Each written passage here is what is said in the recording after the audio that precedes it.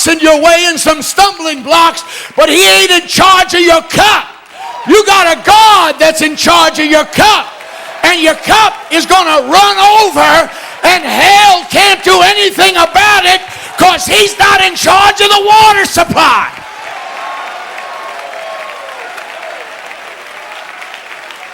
My cup runneth over. Before we leave tonight, we need to understand that God is not a grudging God. He's not stingy. He's not minimal.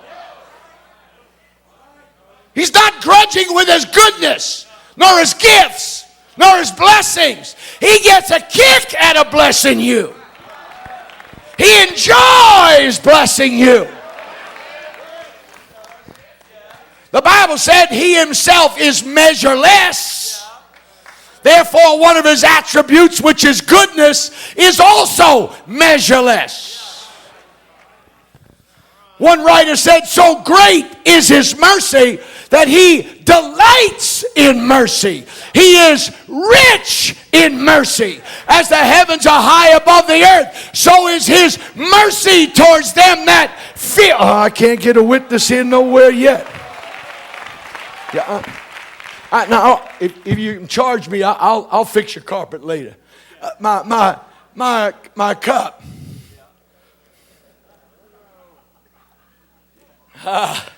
My cup. I'm going through a bunch of hell. Yeah, but my cup just keeps running over. I'm running out of money, but I'm not running out of cup. My cup runneth over.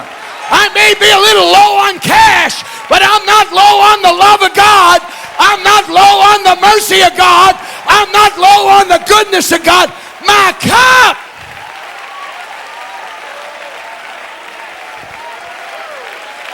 You're not hearing me. If your cup runs over, your hands get wet. Your feet get wet. Have you checked lately how wet your table is?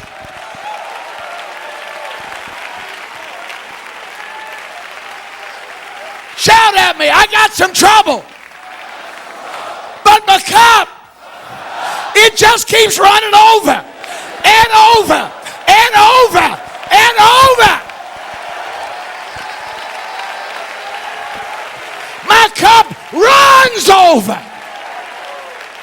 You can sit down. I didn't mean to wake you all up at once. You're not getting it yet. You get them, and I wrote the notes. I know how good it is. Just stay with me. Watch. You got to start looking at God while you leave here. Because like I told Brother Keys, you can't just pick this up and take it home in your church and go, and it takes care of everything. It won't work like that. You'll get home and there'll be divorces and there'll be messes and there'll be problems and there'll be devils been doing push-ups to stay in shape, waiting for you to get back home. And then you'll walk in and say, where's the feeling? I don't need the feeling. Let me tell you what I brought back.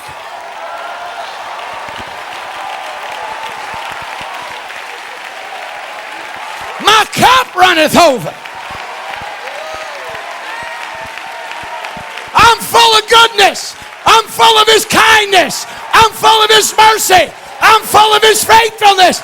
My cup is running over.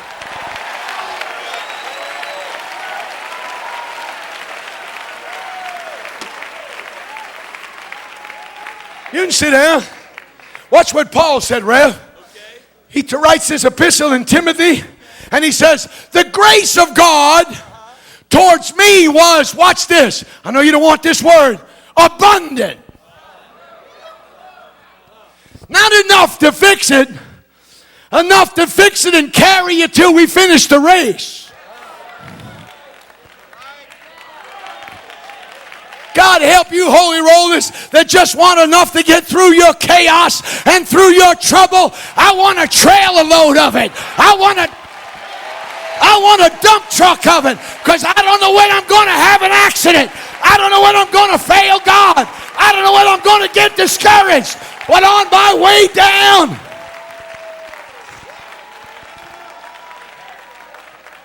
my cup still runs over. Well, you're not hearing me. You see, if your cup runs over, then your praise runs over. You know, don't let the devil tell you your cup is dry just because they said you got cancer, you got leukemia, you got this, you got this, you got this, you got this. Hey, I'll come me a cup.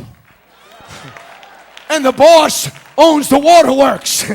And he said, watch what the cup says. I'll never leave you, and I'll never forsake you, and I'll never put on you more than you can bear. But with every test and every trial, I will make a way.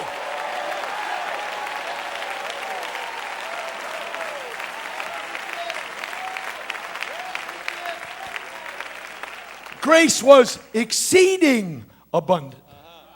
You sit down. I'm all right. I wrote the notes. I know what I'm doing.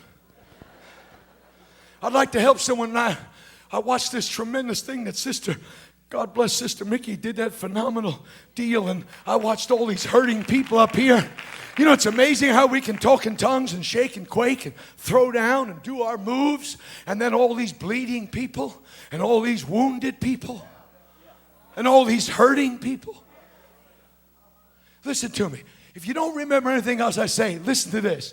The good, here we go. This is going to be revelatory. Lehman, once in a while, jump out of your seat if you don't mind. You ready? The good, here it goes, outweighs the bad. You got more blessings than you got burdens. You got more sunshine than you got darkness. And if God be for me, it doesn't matter who or what is against me. Because my cup over. Before you're seated, turn around, imaginary cup, toast somebody.